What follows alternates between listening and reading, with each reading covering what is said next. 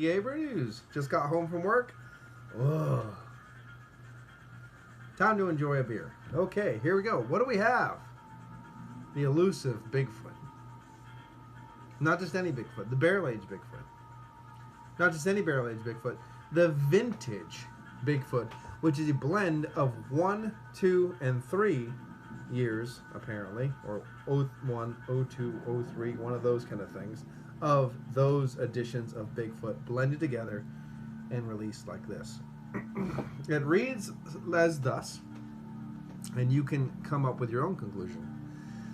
Good things come to those who wait, especially when it comes in our classic classic Bigfoot Barleywine's ale. A combination of 1, 2, and 3 year Kentucky bourbon barrel aged Bigfoot.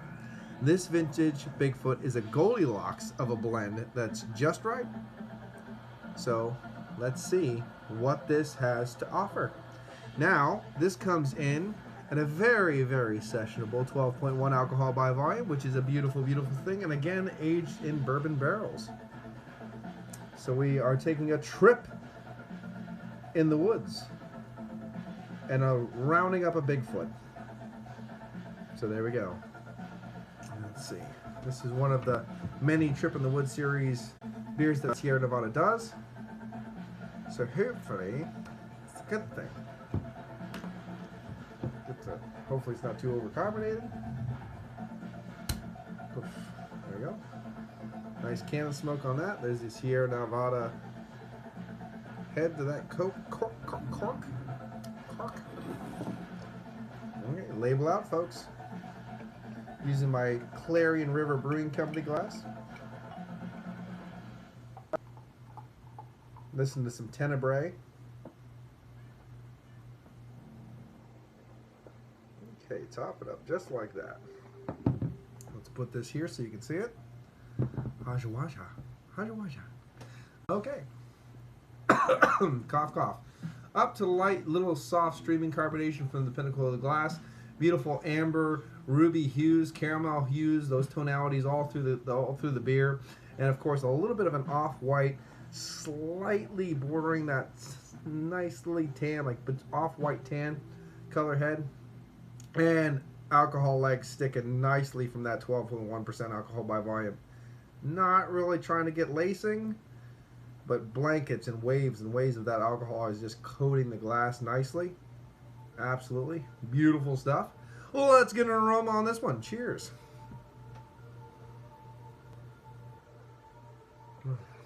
Well, smells a little musty and dusty. Smells a little aged. Smells old. Has just that kind of musty, burnt caramel tonality to it. It's very interesting. Doesn't smell like anything bright. You know, bright caramel, bright pepperiness, bright bourbon. Has a very old smell.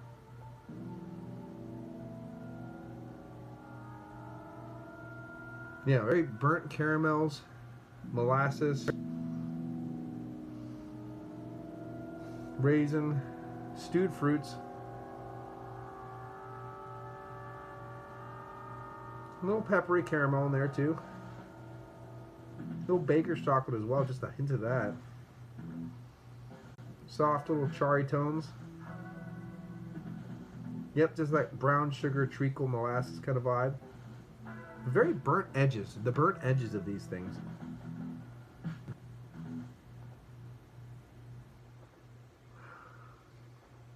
Nice little earthiness. Nothing too bombastic coming out of this. Very, very subtle, very musty, very dusty, very bitter, very old. You know what I mean? But very sticky and savory at the same time. Need to shave. Alright. Let's get into it. Cheers.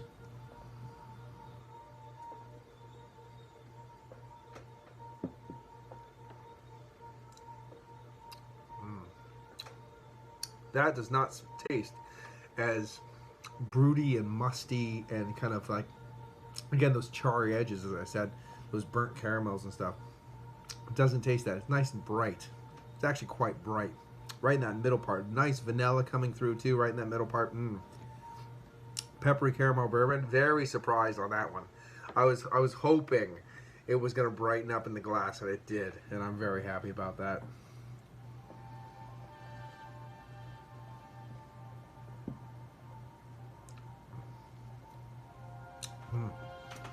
It lost some of its dynamic qualities, but in the glass, it's nice, it's bright, it's smooth. 12.1%, easy drinking, very nice, no burn around the edges, wafting through a little bit of that nice Kentucky bourbon kind of quality, but very subtle, nothing bombastic, just bright, peppery, nice. Everything's completely blended down. Nothing's too overshadowing of anything. Very nice. Little bits of caramel, as I said, vanilla tones are going there. A little pepperiness, a little earthiness, a little smoky charge, just a little hint of that.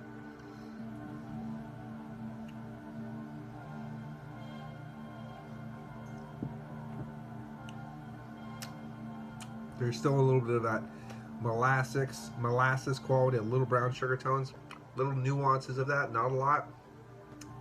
Not getting a lot of fruit though. I was hoping to get more like dates, figs, raisins, kind of because of that old being aged, those old tonalities kind of coming through a little bit more. The ethanol alcohols are not too harsh at all from that 12.1. Very smooth, very easy drinking beer. It's a bit thin. It's almost to that medium side of a medium mouthfeel, and it waters down a little bit in the middle of that palate, so it is a bit thin.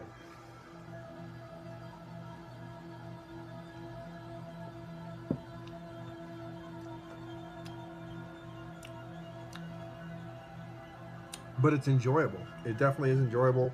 I've had better barrel-aged barley wines, don't get me wrong. This thing doesn't age like an old English barley wine ages. This is an American barley wine. It's hop to high heaven when it's there. So obviously you get a little bit more of that, dare I say, sometimes you get even tonalities of that kind of wet cardboardy kind of thing where certain hops do start fading. It kind of goes off the rails there for a bit.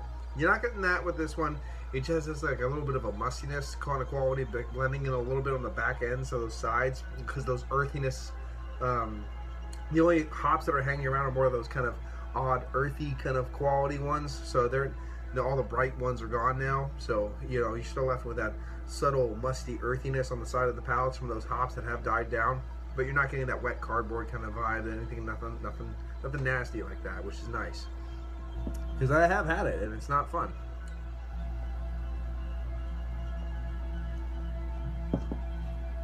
Breathing it in as you take it in.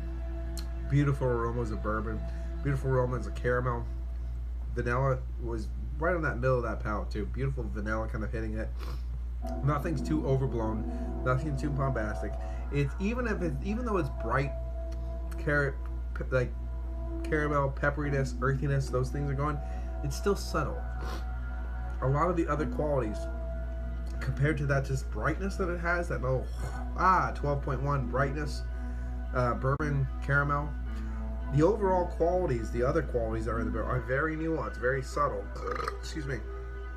So you don't want to just keep slamming. You want to take your time. You want to see what you can pull out of this. It still has that kind of aged, nuanced vibe to it. So it's like it's two different sides of the coin at the same time. Excuse me.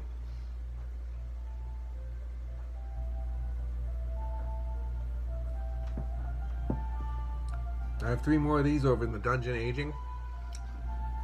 So definitely got to let those sit. See, maybe, I don't know. I don't understand how they had those old vintages. They blended together. I don't know. I don't know the ins and outs of what they did or how they did it. But it still has this feeling like, the one thing I'm not really exactly surprised. But if these are old vintages and stuff blended together like that, the bourbon has died down. From what I remember when I had like the barrel aged narwhal, which was fucking awesome, and then of course the barrel aged Bigfoot Barleywine. The bourbon characteristics have died down, but that is to be expected with age like that, for sure. I don't know. It's good. It's got nice woodinesses, like woody qualities, those oaky qualities on the back end, mixing with all that nice earthiness too. So the barrel's there still hanging around that charry, kind of woody charry note. You have the earthiness from those hops that have still remained from all the other ones dying down. Nice little bits of caramel, nuanced treacle, brown sugar. Wish that fruit would come up a little bit. That's why I was going to say, I'm having a couple in the dungeon still. Gonna let them age. maybe not though. With time, I would get a little bit more fruit because I just like a nice dark fruit compound when I'm drinking these aged barley wines. I want some figs and dates in the mix. Raisins, figs, and dates in the mix with the caramel, with that vanilla, with the savory tones, with this, with that. So maybe, I don't know, maybe this has done its aging. It almost tastes like it's done its aging. It's not going to age anymore. So be that as it may, I'm going to savor the flavor with these and span them out a little bit and see how they do. If they do change, great. If they change for the better. If they don't change, I'm still not upset, if you know what I mean, because it's still a nice beer. I'm going to read the rest of this and top my glass up. Topo glasso up. And then we'll throw this here and we'll read the rest. Okay, where did we leave off? Let's see. Let's see. Hop bitterness mellows considerably, allowing the malt character to shine. Notes of raisins, burnt sugars, definitely burnt sugars, and dark fruit comes forward with a distinct oak and vanilla aromas. I'm not getting dark fruit from this. That's one thing I can say, that overall, the dark fruit is lacking. Let's see. Grab this elusive beast while you can before it goes back into hiding. Okay.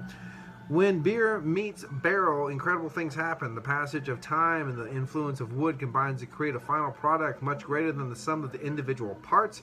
Our Trip in the Woods series is designed as a highlight to complex interplay between beer and barrel.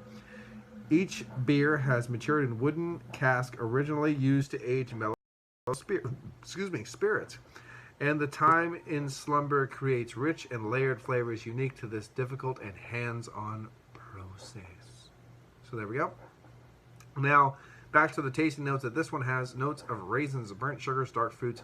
I'm not going to say anything. There's the aroma of brown sugar and raisins in the aroma. I'm not going to deny that. But in the actual taste, the dark fruits have lacklustered amazingly. So I'm not going to say that's going to be in there right now. But the caramel's nice, the vanilla is beautiful, the oaky tones are there, the earthiness is there. It's still a very nice beer. It's just a little bit too thin for me in the body-wise. I mean, it's just what happens with aging happens. And then, of course, those dark fruit complex dark fruit kind of qualities are just not there for me. You know what I mean? So there you go. But overall, for an American barley wine that's barrel aged, I'll still take Oak Horizontal over this any day. Just going to be that asshole that says that. Oak Horizontal from fucking Victory. If there's still 2014 bottles somewhere hanging out, if I find them, they're mine. They are fucking mine. I don't care if they're $30 a bottle, they're mine. If you know what I mean, because Oak Horizontal was fucking fantastic. I took that to the Albino Ridos Beer Fest in 2014, I believe, 14 or 15, and they enjoyed that quite a bit. So.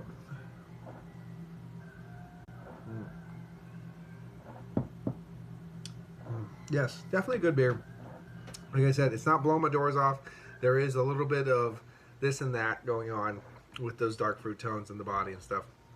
But if you want a nice, especially a nice bourbon barrel aged barley wine, American, I think that's the thing that people need to definitely showcase in the title of this, American barley wine. If you want a nice bourbon barrel aged American barley wine, Bigfoot does it every time. It is very, very nice. I will definitely pick up more of these when I see them later, things like that during the course of the years, whatever they release, if they release new batches and stuff. Obviously, you don't want to drink fresh. You would rather, I would say, you would rather drink aged than fresh. But do a comparison, drink one fresh, do a video, write down your notes or whatever, drink an aged one, the whole deal. That's the fun part about this. But I'm going to give this one an 8.5. 8.5 out of 10. It's just not hitting those 9 out of 10, blah, that kind of thing. If those dark fruits were there, the body got kicked up, it would just get higher and higher and higher for me. But 8.5 is a good score for this one. Hope you enjoy this one. Hope you've had it. If you have, let me know your thoughts on it, and definitely subscribe to the channel and all that stuff. Anyway, this has been Paul from PABrewNews. Cheers. Ooh, ooh, ooh. Yum, yum, yum.